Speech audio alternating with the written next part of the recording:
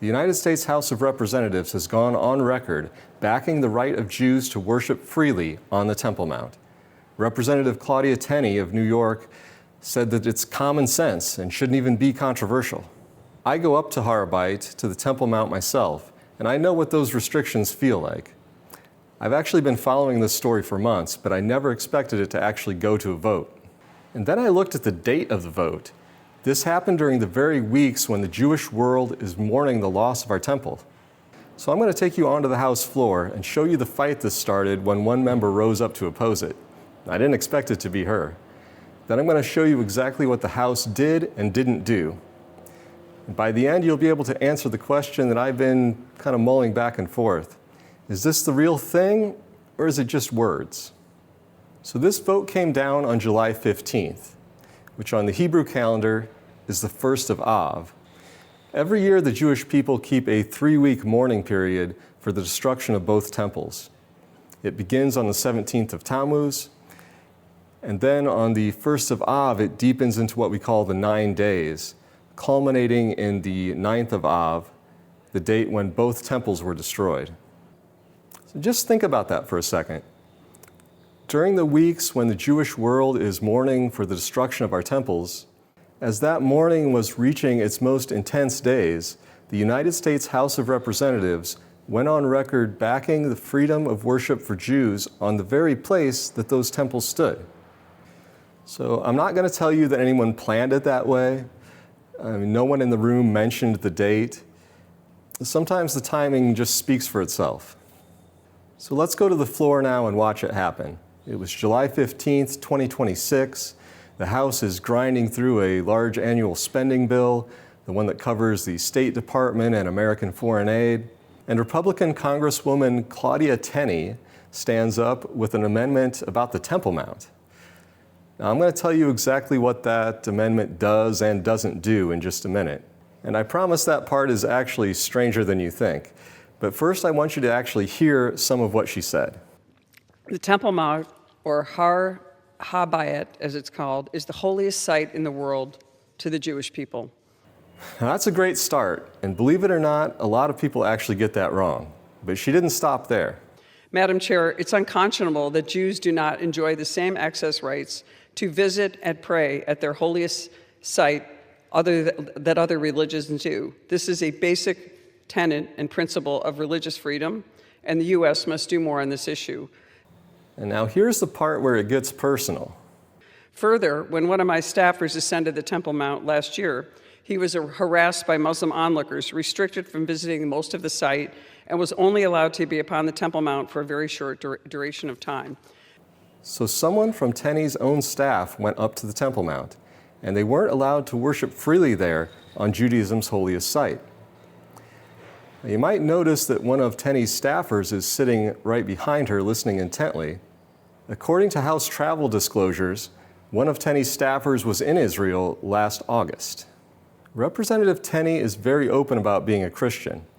And here she is on the floor of the United States House defending the right of Jews to pray on the Temple Mount. Now just hold on to that for a moment, because things are about to take an unexpected turn, because her amendment was not unopposed. The member who stood up to argue against it was Representative Lois Frankel of Florida. And Lois Frankel is Jewish. So look at what we have here. A Christian congresswoman fighting for Jewish prayer on the Temple Mount, and a Jewish congresswoman standing up to oppose it. Just let that sink in for a minute. Now let me tell you who Frankel is, and I'm just going to stick to the record.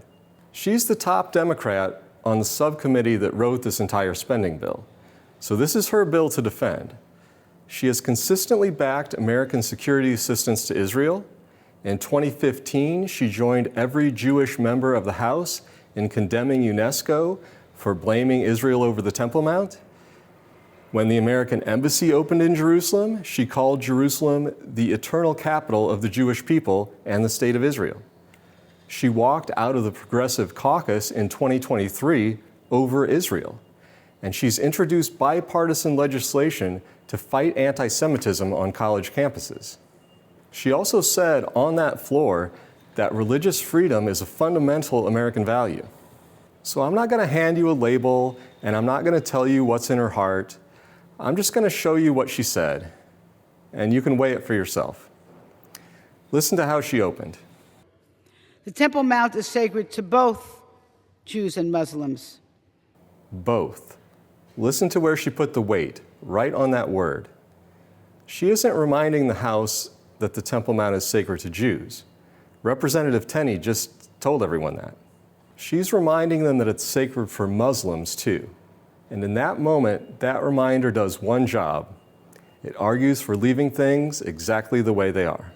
Which brings us to the center of her case, the status quo. For decades, Israel, Jordan, and international community have worked to preserve the long-standing status quo, not because it's perfect, but because it has helped prevent broader conflict. So let's ask the obvious question here. What is the status quo? Well, we don't have to guess because Representative Tenney just described it a minute earlier. Let's listen to what she said. Jews are severely discriminated against upon the Temple Mount. Muslims can currently enter the Temple Mount at 11 different gates, but Jews can only enter from one gate. Muslims can visit the Temple Mount any day of the week, but Jews cannot ascend the Temple Mount on Friday or Saturday or the Jewish Sabbath. Muslims have broad access to the Temple Mount and can pray openly upon the Temple Mount. Jews are severely restricted in their visits and do not enjoy the freedom to worship or the ability to wear their talit and tefillin upon the Temple Mount. And for Jews that ascend in spite of all these restrictions, they still face harassment from Muslims upon the Temple Mount. That is the status quo. That is what is being preserved. So when the argument is, let's keep the status quo so it doesn't cause broader conflict, look at what's being defended. It's the arrangement that Tenney just described.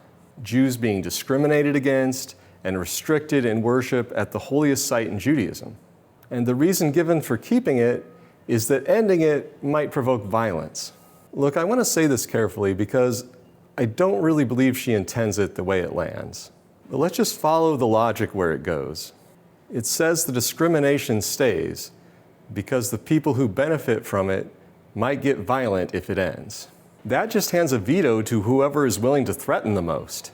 Follow it to the end and nothing ever changes. Jews remain restricted on their holiest site because someone somewhere might get angry about it. And let's be honest about what the status quo keeps peace really means. The peace it protects is one where Jews are second-class citizens at the one spot on earth most sacred to them. That's not a peace worth freezing in place forever. That is precisely the thing that needs to change. Now, there's one more thing she said, and I saved it for last because she saved it for last too. The appropriations bill is not the place to insert the United States into one of the world's most delicate religious disputes. So this isn't the place for this argument. That's how she finishes. But look at what she just did. She spent most of her time on the floor making the argument. It's sacred for both. Small changes spark violence. The status quo preserves peace. That's the case on its merits, and she led with it. Only at the end does she turn around and say that this isn't really the place for it. If this isn't the place to have this argument, then why did she spend her time making it? Now let me give her the fairest version of her own point. Because underneath this objection is a real question, and I'll be honest with you, I go back and forth with it myself.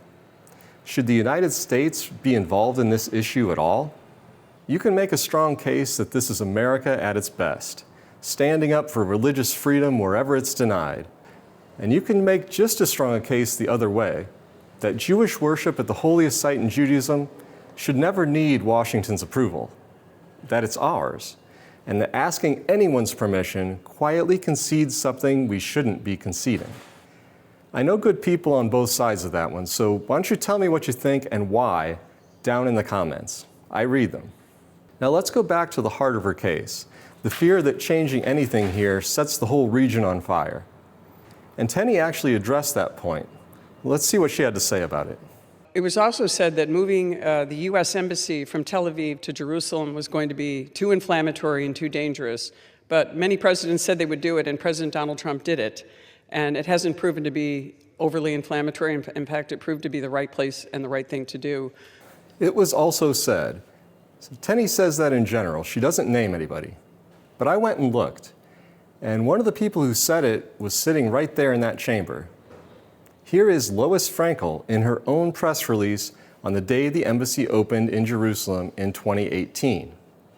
Opening the U.S. Embassy in Jerusalem, the eternal capital of the Jewish people and the State of Israel, symbolizes the enduring friendship between our nations. While I join Americans and Israelis in celebrating, I remain disappointed by the absence of a serious commitment to the two-state solution. Divorced from a broader peace process, relocation risks more violence between Israelis and Palestinians. Let's be fair to her here because she is being consistent. She celebrated that embassy. She called Jerusalem the eternal capital of the Jewish people. But in the same breath, she warned that that move was going to risk more violence. And here she is again, welcoming the goal, warning about the risk, and voting no. That's not a slip, that's a pattern. And if we had listened to it in 2018, the American embassy would still be in Tel Aviv. All right. And then Tenney said this. So I think that this is common sense. Why should Jewish people not be able to worship at their holiest site in equal measure that all other religions get to worship at their holiest sites? I think this is a common sense amendment. I don't think it would be inflammatory. I think it makes sense. And it restores dignity, and it also restores fairness to international human rights or international religious freedom tenets that we all stand for. Common sense. It's not radical, it's not provocative, common sense. And fear of what the other side might do has never been a good reason to give up on what's right. And the House agreed. The question is on the amendment offered by the gentlewoman from New York. Those in favor say aye. Those opposed say no. In the opinion of the chair, the ayes have it. The amendment is agreed to. The ayes have it. It passed. So what exactly did they pass here? What happened was an amendment to that spending bill passed by a voice vote. Not a law, not a change to any Israeli policy. And when you read the text of that amendment, which I did, it doesn't actually mention the Temple Mount at all. On paper, it takes $1 million off a Religious Freedom Commission's budget and adds that $1 million back in. So it's net zero, not a dollar moves. So why do it? Because that maneuver is a doorway. It opens the floor so a member can stand up and put something on the permanent record.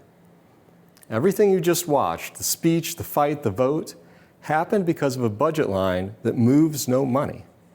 And you don't have to take my word for it. Listen to Tenney's description of her own amendment.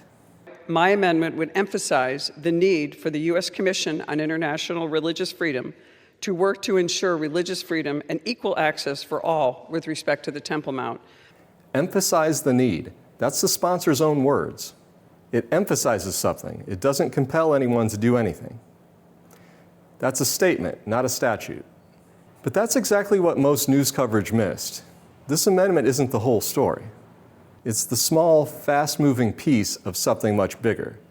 And that bigger thing is still very much alive. Because months before this amendment, back in October, Tenney introduced something far more substantial, together with Representative Clay Higgins of Louisiana. It's called House Resolution 852. Now, a resolution like this doesn't carry the force of law either. It's the House formally stating its position on the matter. But read what it actually says because it's striking, coming from the United States Congress.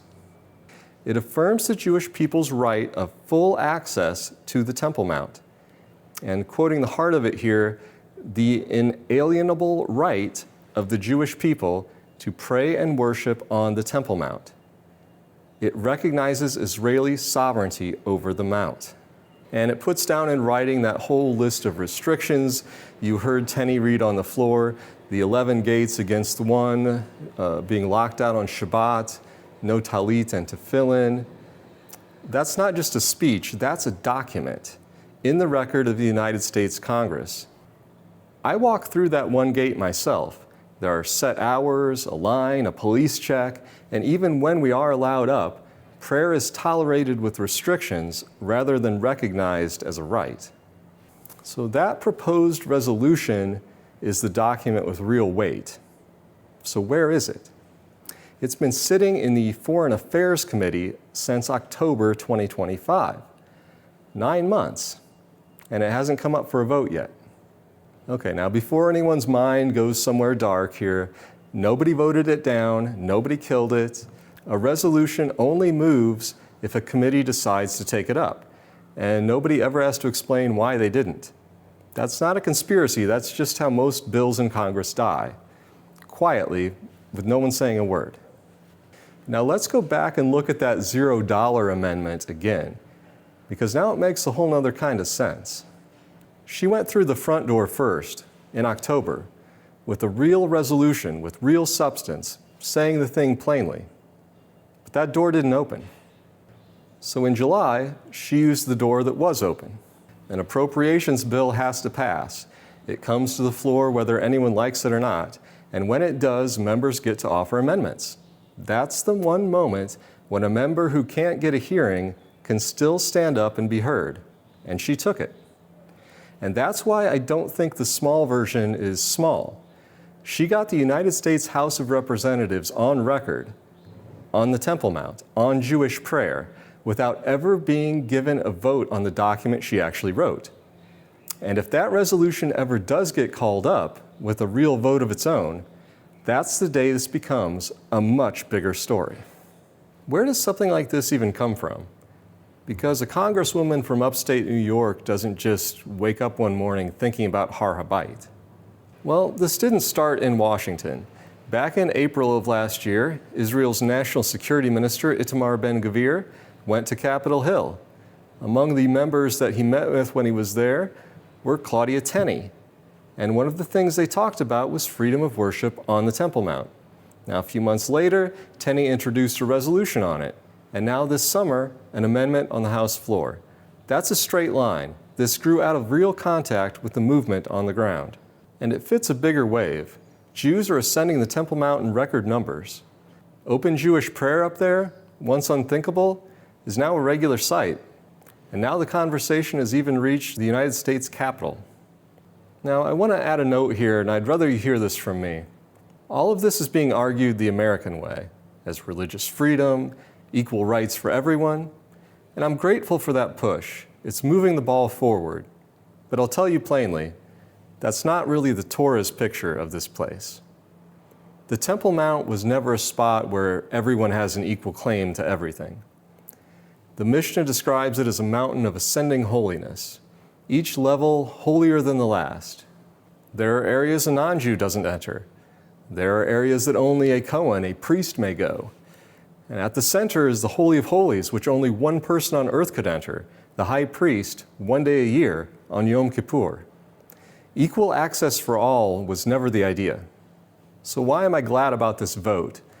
Well, because the thing keeping Jews off the Mount today isn't that holiness structure, it's politics. The equal rights argument is a useful tool. It corrects a real injustice, that Jews are locked out of the place they're meant to be. But it can only carry us to that first step. It can't name where this is actually going. Not a shared prayer plaza for everyone, but a rebuilt temple and the service of Hashem restored on that mountain. That's the deeper hope underneath the headline. So is this the real thing, or is it just words? Well, this isn't a law, it moves no money, and it changes no policy in Jerusalem. Those are words. But words are the real thing. The Temple Mount has been in Jewish hands since 1967, almost 60 years. And in all that time, what's kept us from serving God on that mountain was never engineering. It was never money. A simple altar could be built in the right place in a matter of days. What was missing is that almost nobody with any standing would say the sentence out loud. But on July 15th, you saw that starting to change. Not the law, what's sayable. Jewish worship on the Temple Mount is moving from a fringe idea, a crazy idea, to something said on the floor of the United States Congress and voted for. And that gives people permission, Jews and non-Jews both. If they're saying it in Washington, maybe it isn't so crazy after all. And once enough people stop believing it's crazy, it moves.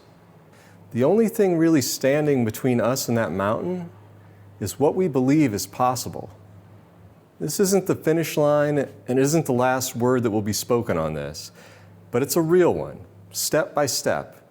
The impossible is starting to look a little less impossible. And I meant what I asked you earlier. Should the United States be involved in this at all? I'll be down in the comments. Come tell me. And if you want to stay updated on the movement to rebuild, the real on-the-ground story from Israel, this is the place. Subscribe so you're notified when the next update comes out. And Bezrat Hashem, with the help of God, may our eyes see it and our heart rejoice. And I'll see you in the next update.